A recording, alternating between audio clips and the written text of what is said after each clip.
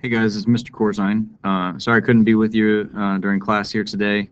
I'm thinking this will be a pretty easy one, especially since last night's homework you were exposed to this a little bit. We've already gone over special products and what to look for, what the patterns are. Well, today we're going to be working in reverse. So if we start with our warm-up problems here, we already know this is a difference of squares right here, m plus 2 and m minus 2. If I FOIL this out, I will get m squared plus 2m minus 2m minus 4.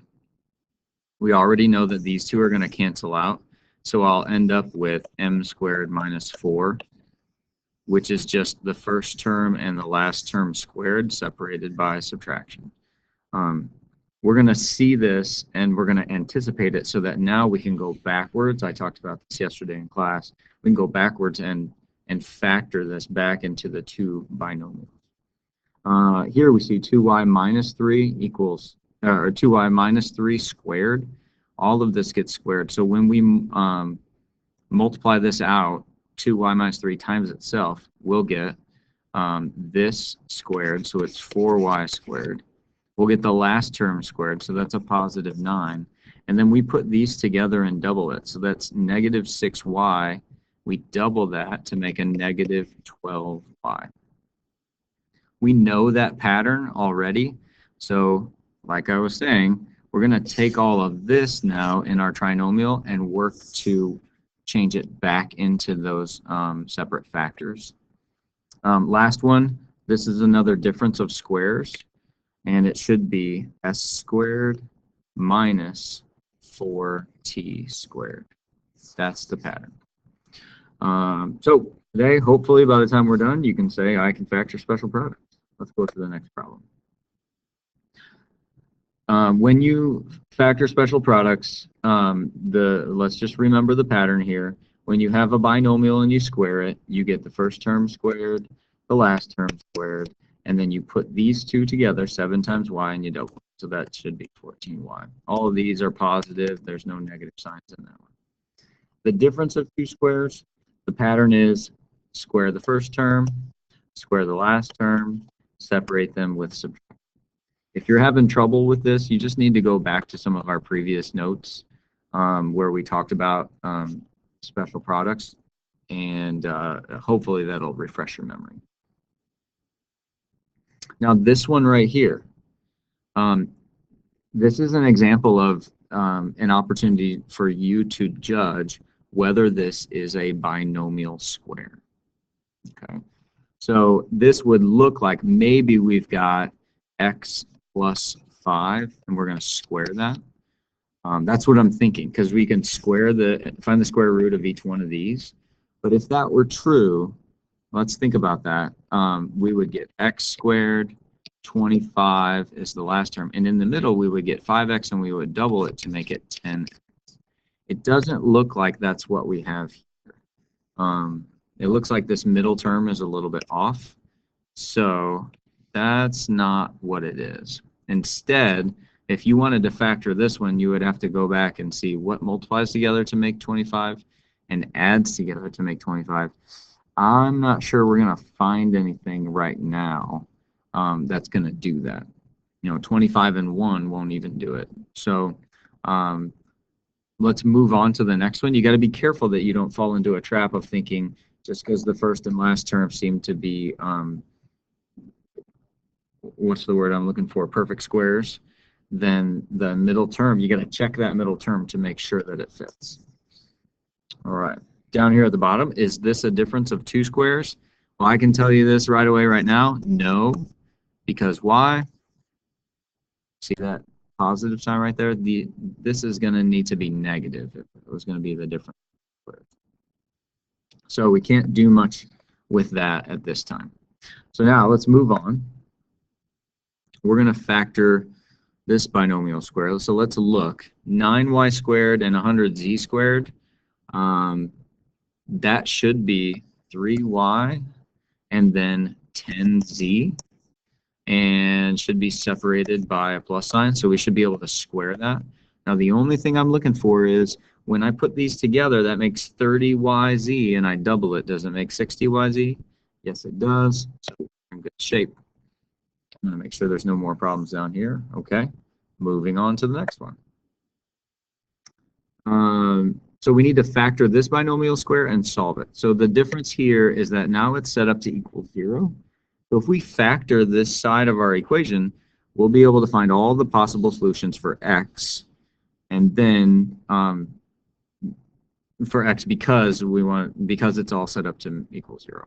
So x squared and positive 64 make it, the middle term is a negative 16x. Let's say we've got x, let's see, we've got x plus, what's this last one? 64, the square root of 64 is 8. Let's go back and subtract that, I'm sorry. X minus 8, and we square that. Would that make sense to you guys? Well, let's see. X squared, well, obviously makes x squared. Negative 8 squared makes a positive 64. Then we put this together to make a negative 8x, double it, and it makes a negative 16x. All of this is equal to 0. So really, we've got x minus 8 times x minus 8 equals 0. In both cases, x is equal to, at best, x is equal to 8. There's no other option here. So in order to solve this problem, the only solution would be x equals 8. If I go and plug this in, it'll actually work. 8 squared minus 16 times 8 plus 64. All of that's going to make 0. Why? Because this is 64. 16 times 8, well, it's going to be 128 plus 64. Once you cancel all these out, like actually these two together are going to make 128, and then I'm going to subtract 128 equals 0. So 0 equals 0. So we just proved that x is the solution for 8. And that's actually the only one in this case. Ooh. Next one. I know this one looks really tough, but it's still the same thing as x squared minus 4. In this case, this would be the difference of two squares. This would be x plus 2 and x minus 2. We're going to do the same thing over here, even though it looks big and scary. What's the square root of 121 x squared y squared? Well, that's 11 xy. And what's the square root of 144? Well, that's 12. So we've got 11xy minus 12 and 11xy plus 12. And those are our two binomial factors that multiply together to make this big guy right here. Here we want to factor the difference of squares and solve again. And like we've got it set up to equal 0. They did all the work for you. Now, what is the square root of x? It's x. What's the square root of 289? I'm pretty sure that's going to be 17. So we've got a plus 17, and we've got a minus 17. That equals 0. Now, what are the possible solutions for x? Well, x could equal a negative 17, and x could equal positive 17. Either way, it would actually work. Why is that? Well, think about it. 17 squared minus 289 equals 0. Well, 17 squared is 289. Minus 289 equals 0. You may be a little confused, but I'll take it a little bit further. Negative 17 squared minus 289 equals 0. What's negative 17 squared? It turns into a positive 289. When I subtract the other 289, it equals 0. So they're both the same. Both of these solutions will work. All right, now it's time to factor these out. Now, some of these are interesting because yeah, you may need to do a little work ahead of time. You have to make a judgment call here. Okay, so for example, I've got this first one, 25x minus xy squared. I can't find the square root of each one of these terms, even though it looks like a difference of squares. There's something about it that's off. And usually when you get into this spot, you need to look carefully and say, do both of these terms have a common factor that I can pull out of there? And what I would do is I could say, well, actually, both of these can be divided by x. So really, if I want to shorten this up a little bit, this will say x times 25 minus y squared. Now I'm getting somewhere. I can find the square root of 25 and the square root of y, and I can write a new set of binomials. This is 5 plus y and 5 minus y.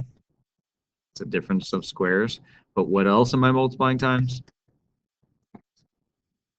And that helps me to break it down into all of its individual factors. Okay, 5x squared minus 30x plus 45. Now when I look at it here, I don't see any special products. I don't see a pattern. However, again, I do look and see all of these terms can be divided at least by 5. So I'm going to rewrite this as 5 times x squared minus 6x plus 9. Now, is this a binomial squared? I think I can do x plus 3 and not x plus 3 because it has to add together to make a negative 6. What should this be? It should be a negative. So x minus 3 times x minus 3 times 5. Or you could write it, 5 times x minus 3, and that part is squared. All right, last one. For this one, it's x to the 4th minus 3x squared minus x squared plus 3. Always you want to look and see if you can adjust or change the way your trinomial appears. Because especially if it looks a little odd, you may be able to adjust it a little bit. For example, negative 3x and negative 3x squared and negative x squared, they actually make a negative 4x squared plus 3, and then I've got x to the 4th. From here, what can I do? Well, boy, I'm not sure that I can do a whole lot. So maybe I'll take a different route. This has already been divided up for me. So I'm thinking maybe I'll try to factor by grouping. So when I do that, I just keep the trinomial split up into 2 separate monomials for now, but these can be divided up even further. So let's keep going with this. What can I factor out of x to the 4th minus x to the 3rd? Well, I can factor out x squared, and then from here I can still have x squared minus 3 on the inside. On the other side, I've got negative x squared plus 3, so I can factor out a negative 1, and then I get x squared minus 3, just like on the other side.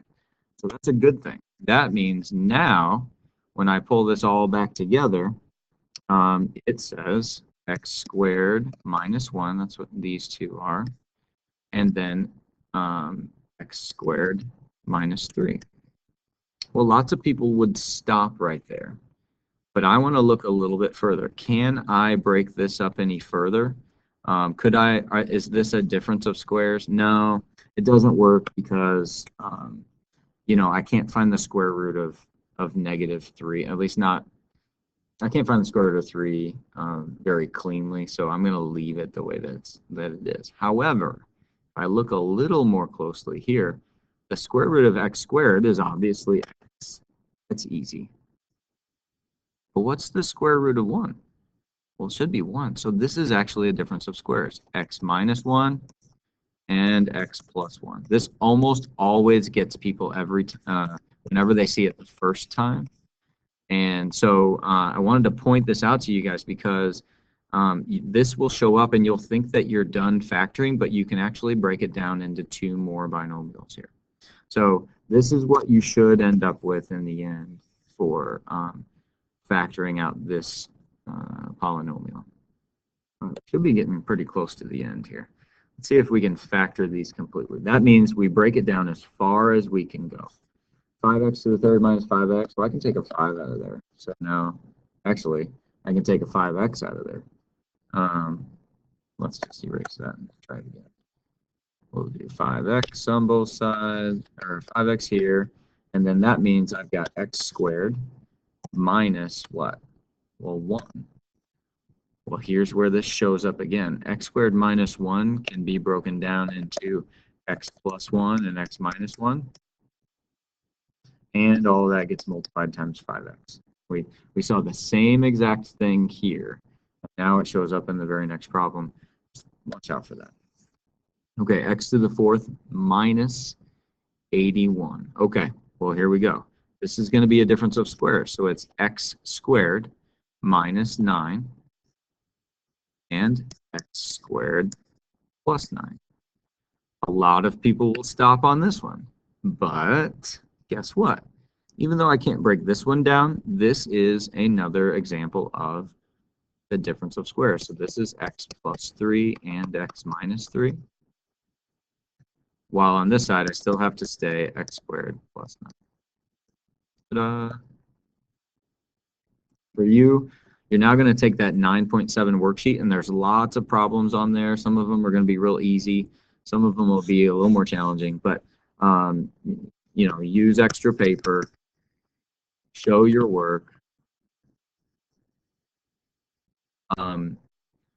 I would say please don't rely on your friends for all the ideas. Like, it helps you get your homework done faster, but it leads to people getting stuck on the test because they haven't had as much practice actually figuring out and going through all the options that they need to try in order to solve the problem. So, like I said, feel free to work in groups and help each other out, but don't always rely on somebody else to give you the ideas on which direction to go for the problem.